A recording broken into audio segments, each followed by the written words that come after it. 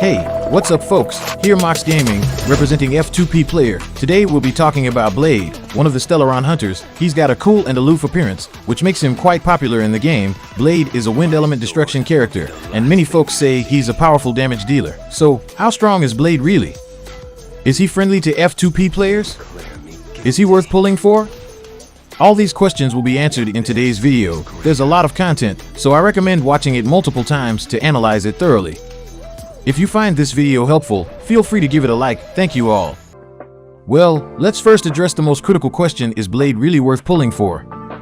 I'll give you the answer straight away. If you are a beginner, if you lack a main DPS character, if you have Luo Cha or Bronya in your comp, and if you really care about your overall combat power, then I recommend all of you to go for Blade.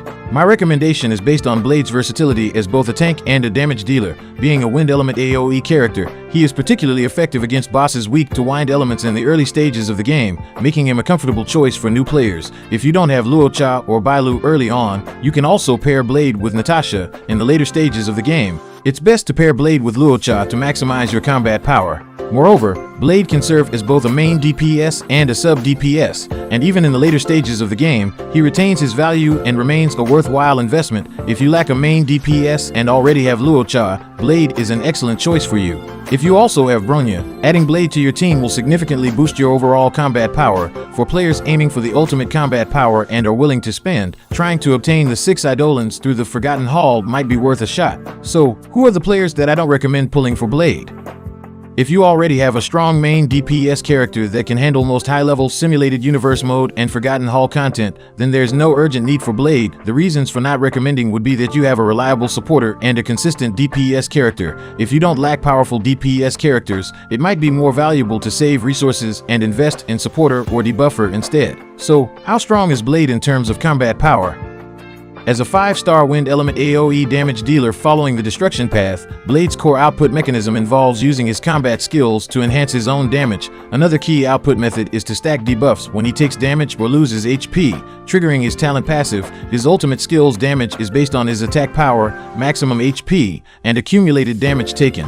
Overall, Blade's standout features are self-sustaining through self-healing while taking damage, making him quite tanky. The more hits he takes and the more he loses HP, the higher his damage output becomes. He heavily relies on his HP stat for his abilities. Compared to the wind element damage dealer Danham, Blade has a clear advantage in AoE capability. Compared to other damage dealers in the destruction path, like Clara, Blade exhibits stronger active damage output. When paired with a suitable supporter like Bronya, Blade's damage output can surpass that of most main DPS characters. The pros is low skill point consumption, versatile as both main DPS and sub DPS, balances tankiness and damage output. The cons is self-inflicted HP loss through self-damage, susceptible to crowd control, somewhat reliant on teammates. Next, let's discuss Blade's abilities priority. First, prioritize skill upgrades, followed by normal attacks, and finally ultimate and talent. It's important to max out each of Blade's skills if possible, with a focus on leveling up the skill for overall damage output improvement. Next, the talent can deal additional attack damage, while the ultimate is used for dealing high area damage. Both of these skills are crucial and should be upgraded without preference. Lastly, Blade's normal attack can hit up to 3 enemy targets simultaneously, making it worth leveling up as well. The unreachable side is Blade's exclusive 5-star light cone, providing much-needed crit rate %, HP, and damage boost, with bonuses to HP, critical rate, and increased damage after being attacked or losing HP. It perfectly complements Blade's output mechanism. Something irreplaceable is a 5-star light cone, and its effect does provide a boost to Blade's attack power and also allows for HP restoration, which Blade can make use of. However, its compatibility with Blade is slightly inferior to the unreachable side. A secret vow, a preferred 4-star light cone, is mainly used to enhance damage. It can provide additional damage against high HP percentage targets, and its effect may become even stronger than a single stack of the unreachable side after accumulating 5 stacks. Nowhere to run, this 4-star light cone has a simple effect of increasing attack power and also allows for HP restoration upon eliminating enemy targets. Its effect doesn't perfectly align with Blade, but it can be used as a transitional option. As for Eidolon recommendation, the first Eidolon is a great addition that enhances Blade's ultimate damage, making it a perfect icing on the cake. The second Eidolon, during the Hellscape state, boosts Blade's critical rate by 15%, which is also an effective damage-enhancing Eidolon for Blade. The fourth Eidolon increases Blade's maximum HP, making it a very useful Eidolon. The sixth Eidolon reduces the number of energy stacks required for Blade's talent skill, allowing for more frequent use of additional attacks, and also increases Blade's additional attack damage. Blade's Eidolon system is quite comprehensive and friendly for F2P players. Even with 0 Eidolons, he can still deal incredibly high damage because his HP cap and lost HP values are closely related to his damage output. In simple terms, the higher the HP cap, the higher the lost HP, the higher the damage. All in all, I recommend Blade's first Eidolon, second Eidolon, fourth Eidolon, and sixth Eidolon. In summary, regarding Eidolon and exclusive light cone recommendations, for F2P players with limited gacha resources, having 0 Eidolons is sufficient. Having 6 Eidolons brings a significant improvement, but it's a privilege reserved for whale players. The exclusive light cone, the unreachable side, is the best fit for Blade, and if you want Blade to fully unleash his potential and have the resources, I recommend aiming for the unreachable side.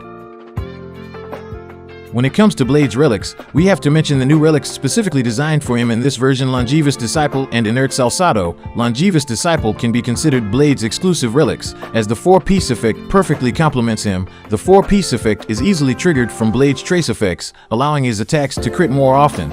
Inert Salsado, the 2-piece effect, can be easily achieved with other relics, but its effect of boosting ultimate and follow-up attack damage also suits Blade very well. As an output character, Blade must prioritize crit rate percent and crit DMG percent for maximum effectiveness. Next, Blade's damage is also related to his HP, so relics that increase his HP through substats can also be useful. Attack power can enhance Blade's output, but the gains are not as significant as crit rate percent, crit DMG percent, and HP. Blade doesn't need to prioritize speed because he automatically uses follow-up attacks when taking damage, so speed is not as crucial for him. Next up, main stats recommendations. For body, choose crit rate percent or crit DMG percent. For feet, choose HP percent or attack percent. For planar sphere, choose wind element damage. For link rope, choose energy recovery efficiency, attack percent or HP percent. Substats recommendations: prioritize crit rate percent or crit DMG percent over HP and attack percent, and prioritize them over speed.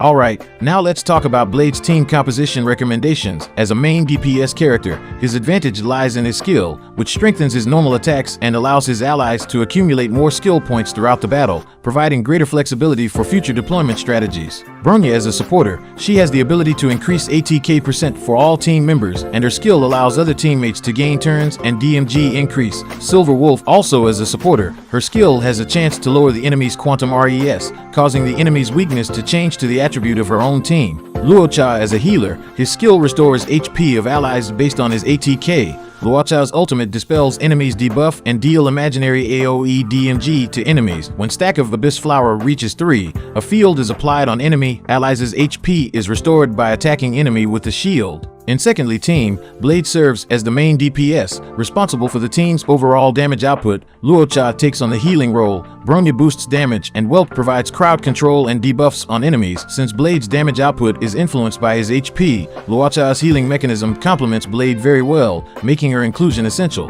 Bronya's skills and ultimate both enhance Blade's damage, taking his output to the next level. Whelp's slowing, vulnerability, and prison effects create a favorable environment for Blade's damage output, and Whelp's armor reduction effect is also beneficial. The skill point usage of this team is sufficient, but the downside is that the team configuration requires high investment. Other than that, the gameplay experience is excellent. In third team, Blade can function as a secondary DPS, and Bronya's damage boost benefits the entire team significantly. Luocha's healing mechanism works well for both Seal and Blade, providing frequent healing without the need for constant skill usage. The team's damage output is quite impressive, and the gameplay experience is enjoyable. However, the downside is that all the characters are 5-star units, with 3 of them being limited-time banner characters, making the team composition quite expensive. Lastly, let's take a look at this F2P team build. The biggest advantage of this team is its low cost, as all characters except Blade are 4-star units, making it well-suited for F2P players. Natasha is responsible for healing the entire team, and you can choose between Asta and Pella based on whether you want to increase the team's damage or reduce the enemy's defense. Asta provides damage boost, while Pella reduces enemy defenses. Ting Yun, on the other hand, adds damage boost to the team. Blade's damage output is excellent, making him a great choice as both main DPS and sub DPS. His unique feature sets him apart from other damage dealers. Every time he takes damage, he boosts his own damage, making him a special and powerful character. Its self-sustaining mechanism works well even without heavy reliance on Eidolons. If you missed out on Seal and Jing Yuan, make sure to pull for Blade. Having a strong DPS like Blade is crucial for a better gaming experience, regardless of the content you play. In summary, Blade is a fantastic pick for F2P players to invest in, and if you have the resources, consider improving your Eidolons as well.